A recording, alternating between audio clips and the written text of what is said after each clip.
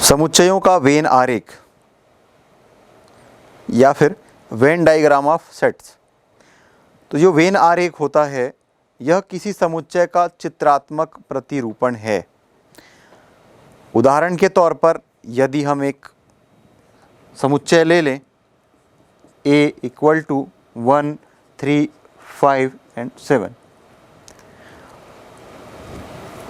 और इसे हमें वेन डायग्राम में दिखाना हो तो सबसे पहले हम एक समष्टि समुच्चय या यूनिवर्सल सेट का निर्माण करेंगे, जैसे कि आयताकार रूप में हम लिखते हैं, जिसे हम आयताकार चित्र बनाते हैं और इसके अंदर हम U लिखते हैं। तो ये यूनिवर्सल सेट है।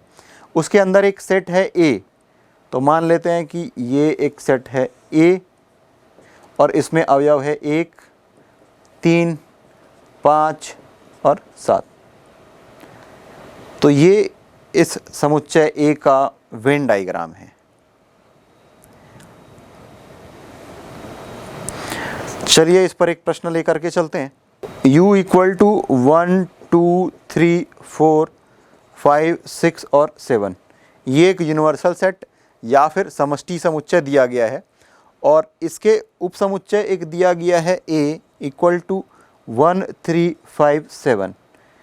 इसका हमें वेन डायग्राम बनाना है या फिर वेन आरेख खींचना है।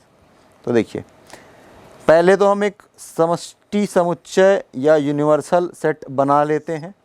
ये है U। अब इसके अंदर में एक सेट है A जिसमें 1, 3, 5 और 7 है। तो चलिए एक अवयव बना लेते हैं। तो चलिए एक सेट बना लेते हैं A, इसमें अवयव है 1, 3, 5, 7। इस समुच्चय के अंदर में कहीं पर भी अवयव हो सकता है। तो ये 1, 3, 5 और 7 तो हो चुका है। अब बच क्या गया है, वो है 2, फिर इसके बाद है 4, इसके बाद है 6। तो इस तरीके से ये जो दिया गया प्रश्न था इसका एक वेन डायग्राम है जहाँ पर U यूनिवर्सल सेट है, इसके अंदर ही ये सारे अवयव उपस्थित हैं और इसके अंदर में एक समुच्चय है A जिसमें 1, 3, 5 और 7 ये 4 अवयव उपलब्ध हैं। Operation on sets. तो इसमें जो पहला संक्रिया है यह है समुच्चयों का संघ।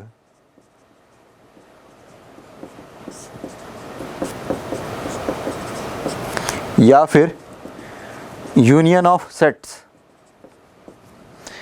देखिए, सबसे पहले हम एक समष्टि समुच्चय बना लेते हैं। मान लेते हैं कि ये U है और इसमें एक समुच्चय है A और इसमें एक और समुच्चय है B। तो समुच्चयों का यूनियन या संघ, A और B दो समुच्चय हैं लेकिन यहाँ पर ये एक दूसरे को इंटरसेक्ट कर रहे हैं। तो समुच्चयों का जो संघ होगा उसे हम कुछ इस तरीके से प्रदर्शित करेंगे। ये A है, ये B है। तो A यूनियन B जो होगा, A और B दोनों समुच्चयों को मिला देने के बाद में जो एक बड़ा समुच्चय मिलेगा वही है A यूनियन B। तो इस तरीके से हम लिख सकते हैं कि A यूनियन B ऐसे अवयवों का समुच्चय है जहाँ पर X या तो A में बिलोंग करता है या तो B में बिलोंग करता है।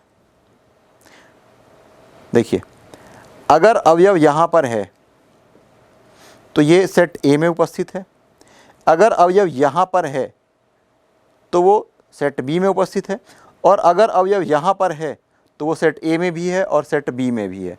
तो यहाँ पर और या का इस्तेमाल किया गया है। तो A यूनियन B में ऐसे अवयव हैं जो कि या तो A में है या तो B में है। तो यह इसकी परिभाषा हो गई। इसमें दो गुणधर्म और आएंगे यदि X जो है वो A यूनियन B में शामिल है। इसका उपयोग हम आगे प्रमेयों को सिद्ध करने के लिए करेंगे। तो देखिए, यदि X A यूनियन B का अवयव है तो इससे हमें क्या मिलेगा कि X जो है या तो A में बिलोंग करेगा या तो B में बिलोंग करेगा। और यदि x जो है वो A यूनियन B में बिलोंग नहीं करता है तो ना तो वो A में बिलोंग करेगा और ना ही वह B में बिलोंग करेगा। देखिए यहाँ पर एक अवयव को लेकर के चलते हैं, मान लेते हैं कि ये x है। यदि x ना तो A में है ना तो B में है, अगर ये A यूनियन B में नहीं है तो इसका मतलब ये है कि ना तो वो A में है और ना तो वो B में है। तो ये जो दो महत्वपूर्ण रिजल्ट्स हमें मिल रहे हैं इसका की उपयोग हम आगे करेंगे। अब इसके पहले हमने उपसमुच्चय पढ़ लिया है, तो आप ये देख पा रहे हैं कि A यूनियन B जो है ये कंप्लीट शेडेड एरिया है। तो यहाँ से लेकर ये यहाँ तक ये A है, तो हम ऐसा भी लिख सकते हैं कि A जो है ये उपसमुच्चय है A यूनियन B का। इसी तरीके से ये A यूनियन B में ये सेट B जो है यह भी उपस्थित है, तो इसे हम लिख सकते हैं B is a subset of A union B। समुच्चयों का संघ या यूनियन ऑफ सेट्स को A यूनियन B या A संघ B ऐसा पढ़ा जाता है। और यहाँ पर ये जो यूनिवर्सल सेट है ये कैपिटल U से इसको प्रदर्शित किया जाता है, और यहाँ पर जो चिन्ह है ये संघ का ये इस तरीके से होता है। तो दोनों में काफ़ी अंतर है, ये कैपिटल U है और ये इसे एक कप B ऐसा भी पढ़ा जाता है, एक कप B। तो इससे संबंधित कुछ प्रश्न देखते हैं। समुच्चयों के संघ के नियम।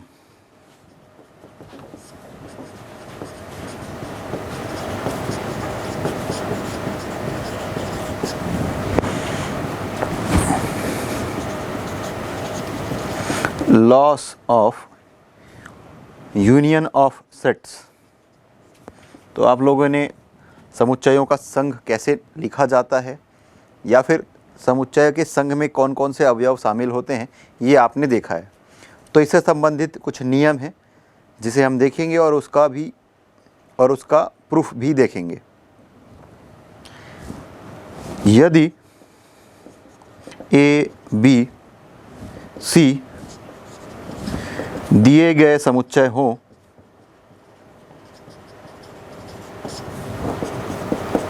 तो पहला नियम है वर्ग सम नियम या फिर आइडेम्पोटेंट लॉ।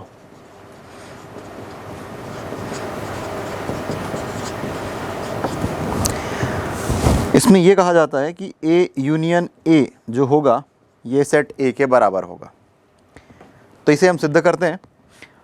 दो समुच्चय को कभी भी बराबर सिद्ध करना हो तो हमें पहले को दूसरे का उपसमुच्चय और फिर दूसरे को पहले का उपसमुच्चय अगर दर्शा दे तो ये सिद्ध हो जाएगा कि दोनों समुच्चय समान समुच्चय हैं। तो मान लेंगे कि एक अवयव है x जो कि A यूनियन A का अवयव है, और फिर उसे हम दर्शाएंगे कि वह A का भी अवयव है।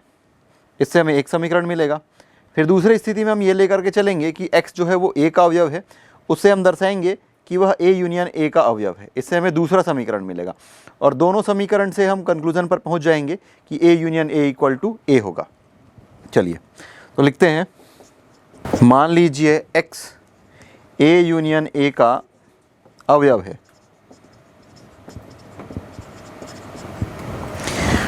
तब हम लिखेंगे कि x belongs to A union A। यदि कोई अवयव A यूनियन A में बिलोंग करता है तो या तो A में बिलोंग करेगा या तो A में बिलोंग करेगा। आपने ये पढ़ा है कि यदि कोई अवयव A यूनियन B में शामिल है तो इसका मतलब ये है कि x या तो A में बिलोंग करता है या x जो है वो दूसरे सेट B पर बिलोंग करता है। चूँकि यहाँ पर दोनों सेट A है तो इस तरीके से ये जो कंक्लूज़न होगा उसके लिए हम लिखेंगे x बिलोंग्स टू A या फिर x बिलोंग्स टू A। चूँकि ये दोनों सेम है तो इस कंक्लूज़न पर हम पहुँच सकते हैं कि x बिलोंग्स टू A होगा। अब चूँकि x बिलोंग्स टू A यहाँ पर हम पहुँच चुके हैं तो इससे हम ये कंक्लूज़न पर आ सकते हैं इस कंक्लूज़न पर आ सकते हैं कि A union A is a subset of A। यहाँ पर हमने एक अवयव इस लेफ्ट हैंड साइड में जो सेट है उसके एक अवयव लेकर के चले थे और हमने दिखा दिया कि यह दूसरे set A, right hand side में जो दूसरा सेट है A उसका एक सबसेट है। इसे हम समीकरण 1 नाम दे देते हैं। पुनः हम ये मान करके चलेंगे कि x जो है ये सेट A का एक अवयव है, तो इसे हम लिख सकते हैं x बिलोंग्स टू A या x बिलोंग्स टू A। यदि कोई अवयव A में बिलोंग करता है तो हम उसे लिख देंगे x बिलोंग्स टू A या फिर x बिलोंग्स टू A। तो इससे और कंक्लूजन निकाल सकते हैं कि x जो है वो A यूनियन A में शामिल होगा या फिर x जो है वो A यूनियन A का एक अवयव होगा। और इससे हम एक और कंक्लूजन पर पहुंच सकते हैं। इससे हम इस कंक्लूजन पर पहुंचेंगे कि ये जो A है ये सबसेट होता है A यूनियन A का। तो ये 1 और 2 ये दोनों संबंधों से या समीकरण 1 व 2 से हम इस निष्कर्ष पर पहुंच सकते हैं कि A union A equal to A होगा, और यही है वर्गसम नियम या फिर आइडेम्पोटेंट लॉ। दूसरा नियम है क्रम विनिमय नियम या फिर कम्यूटेटिव लॉ।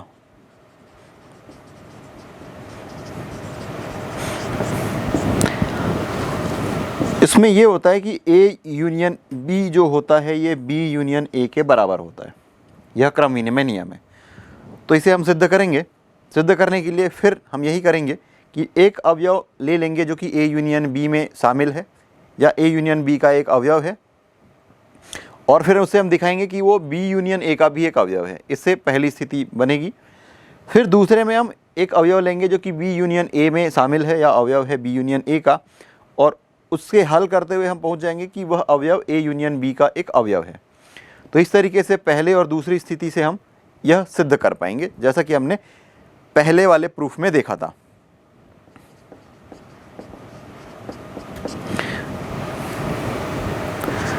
तो लिखेंगे माना x A यूनियन B का एक अवयव है।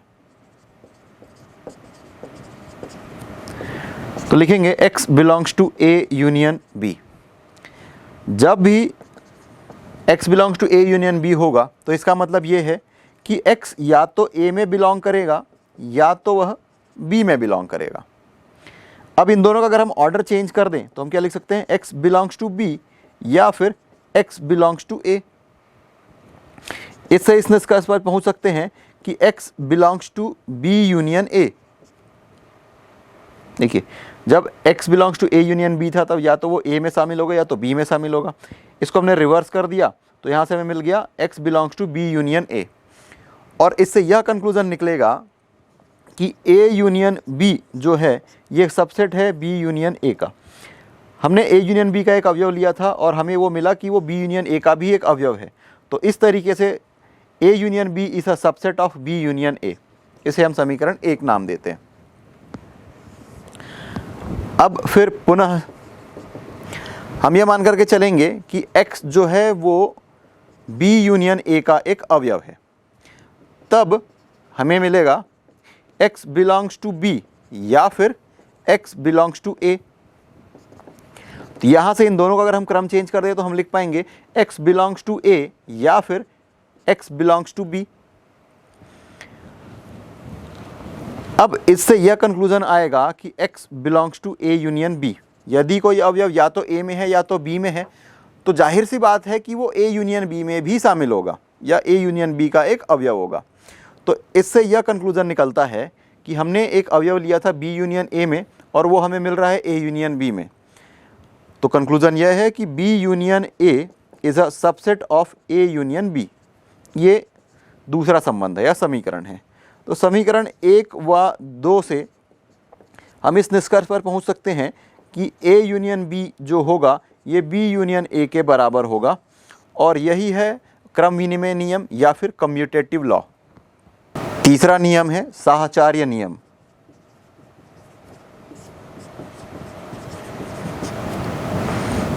Associative law.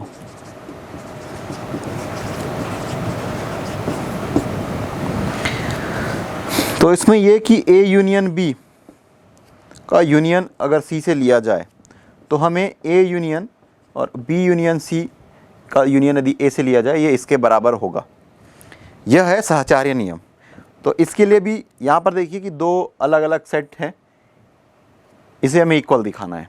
तो हम क्या करेंगे, एक अवयव लेंगे जो कि इस सेट में शामिल है और उसे आगे हल करने पर हमें मिलेगा कि वो इस सेट में शामिल है। इससे हमें पहली स्थिति मिलेगी कि ये इसका सबसेट है। फिर दूसरी स्थिति में हम मान करके चलेंगे कि एक अवयव है जो कि ये जो सेट है इसका अवयव है, और उसे सरल करते हुए हम पाएंगे कि वह A union B union C का भी एक अवयव है। तो इस तरीके से इस निष्कर्ष पर पहुंचेंगे कि ए, ये जो राइट हैंड साइड में A union B union C है ये सबसेट है लेफ्ट साइड में जो सेट है उसका, और एक और दो दोनों स्थिति से हम इन दोनों को इक्वल सिद्ध कर देंगे। तो चलिए,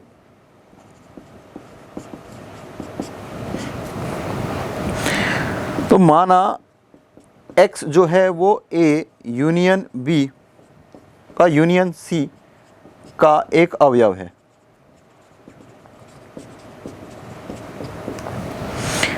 तब हम लिख पाएंगे कि x belongs to a union b और उसका यूनियन c के साथ। तो यहाँ से ये लिख सकते हैं कि a belongs to a union b या फिर x बिलोंग्स टू c। थोड़ी देर पहले हमने देखा था कि x belongs to a union b हो तो x बिलोंग्स टू a या फिर x बिलोंग्स टू b होता है। तो उसी कंसेप्ट का यूज़ करके हम ये लिखा है, उसी कंसेप्ट को यूज़ करके हमने ये लिखा है।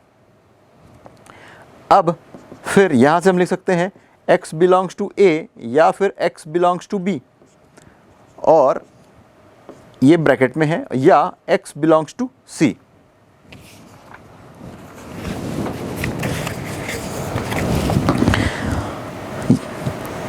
x बिलोंग्स टू a या x बिलोंग्स टू b या x बिलोंग्स टू c है।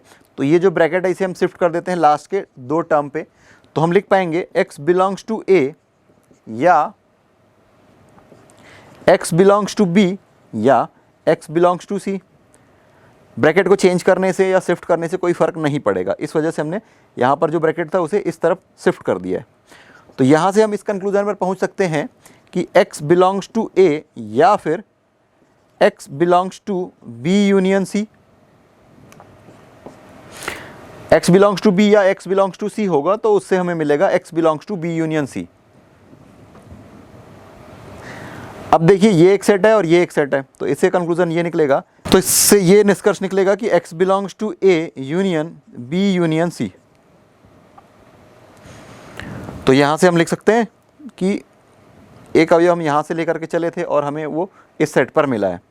तो हम ये दिखा सकते हैं, क्या कह सकते हैं कि a यूनियन b और union c is a subset of a union b union c। इसे हम पहली स्थिति लेकर के चलेंगे। अब पुनः हम यह मान करके चलेंगे कि x जो है ये अवयव है a union b union c का। जिस तरीके से हमने यहाँ पर सिद्ध किया था उसी अवधारणाओं का उपयोग करके हम यहाँ पर सिद्ध करेंगे। तो इससे हमें यह कंक्लूजन निकलेगा कि x बिलोंग्स टू a या फिर x बिलोंग्स टू b या x बिलोंग्स टू c। अब ये जो ब्रैकेट है उसे हम फर्स्ट टू टर्म में शिफ्ट कर देते हैं, तो हमें मिलेगा x बिलोंग्स टू a या x बिलोंग्स टू b, और यहाँ पर अब लिखेंगे या x बिलोंग्स टू c।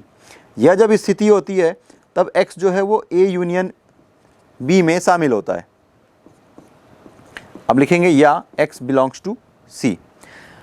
अब ये एक सेट है और ये एक सेट है और बीच में या लगा हुआ है, तो इससे कंक्लूजन ये आएगा कि x जो है वो a union b union c का एक अवयव है। तो देखिए हम यहाँ पर एक अवयव लेकर के चले थे और हमें वह अवयव यहाँ पर मिला है, तो इससे यह सिद्ध होता है कि ये जो है वो इसका सबसेट है। तो हम लिखेंगे a union b union c is a subset of a union b और इसका यूनियन c के साथ। ये दूसरा समीकरण। पहले समीकरण और दूसरे समीकरण से हम लिख सकते हैं 1 व 2 से a union b union c equal to a union b union c, और यही है सहचार्य नियम। अगला नियम है तत्समक नियम।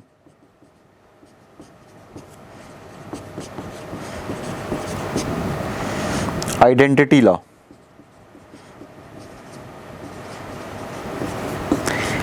तत्समक जो है ये तत् और समक शब्द से मिलकर बना हुआ है। तत् मतलब उसी के समान और समक मतलब करने वाला। तो उसी के समान करने वाला जो नियम है वह तत्समक नियम है। इसका पहला नियम यह कहता है कि A union phi equal to A, और इसका जो दूसरा नियम है यह कहता है कि A union universal set equal to universal set. तो चलिए पहले के लिए हम लेकर के चलते हैं उपपत्ति।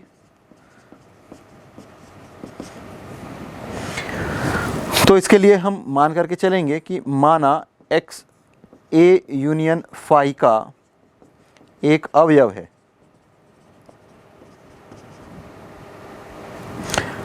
तब इससे हम यह लिख सकते हैं कि x belongs to A union phi. अब इससे यह कंक्लूजन निकलेगा कि x या तो A में बिलोंग करता है या तो x जो है वो फाई में बिलोंग करता है या फिर एम्प्टी सेट का एक एलिमेंट है। तो यहाँ से हम लिख सकते हैं कि x बिलोंग्स टू A होगा, क्योंकि फाई जो होता है वो यूनिवर्सल सबसेट होता है या यूनिवर्सल एलिमेंट होता है जो कि हर एक समुच्चय पर उपलब्ध होता है। या फिर रिक्त समुच्चय की परिभाषा से हम ये लिख सकते हैं कि x बिलोंग्स टू A, और इससे यह कंक्लूजन निकलता है कि A यूनियन फाई जो है यह सबसेट है A का, यह पहली स्थिति। लेकिन यह देखिए कि ये जो A है ये A यूनियन फाई का सबसेट होगा ही होगा। A is a subset of A union phi. दो अलग अलग अवयवों का यूनियन में A तो शामिल होगा, क्योंकि A इसमें ऑलरेडी शामिल है। तो उसमें किसी और अवयव को ले जा करके सम्मिलित कर दीजिए या संघ बना लीजिए, तो उसमें A के सारे अवयव तो उपलब्ध होंगे ही होंगे। तो इसे दूसरा समीकरण दे देते हैं। तो समीकरण 1 व 2 से हम इस निष्कर्ष पर पहुंचते हैं कि A union phi equal to A, और यही तत्समक नियम है। देखिए A में हमने यूनियन किया है फाई का, तो हमें वही सेट मिला है। तत्समक अपने नाम के अनुरूप यहाँ पर वो ऑपरेशन हो रहा है, A union phi equal to A। अब इसमें दूसरा जो है वह यह कि हमें सिद्ध करना है कि A union universal set equal to universal set. तो A यूनियन जो यूनिवर्सल सेट है वह ऑब्वियस सी बात है कि यूनिवर्सल सेट का सबसेट होगा। परिभाषा से हम यह लिख सकते हैं यूनिवर्सल सेट तभी यूनिवर्सल सेट है जब वह सभी समुच्चयों को अपने में अंतर्विष्ट करता है। अब हम लिख सकते हैं पुनः, चूंकि यूनिवर्सल सेट प्रत्येक समुच्चय का उपसमुच्चय होता है, चूंकि यूनिवर्सल सेट प्रत्येक समुच्चय का उपसमुच्चय है, अतः हम लिख सकते हैं कि U या यूनिवर्सल सेट जो है ये सबसेट होगा A यूनियन यूनिवर्सल सेट का। ये पहला समीकरण और ये दूसरा समीकरण। तो 1 व 2 से हम इस निष्कर्ष पर पहुंचते हैं कि A यूनियन यूनिवर्सल सेट जो होगा वो यूनिवर्सल सेट के बराबर होगा, और यही है तत्समक नियम का दूसरा नियम, A union U equal to U। तो इसमें पहला प्रश्न है, यदि कैपिटल X इक्वल टू 1, 3 और 5 तथा कैपिटल Y इक्वल टू 7, 8, 9 हो तो X यूनियन Y ज्ञात कीजिए।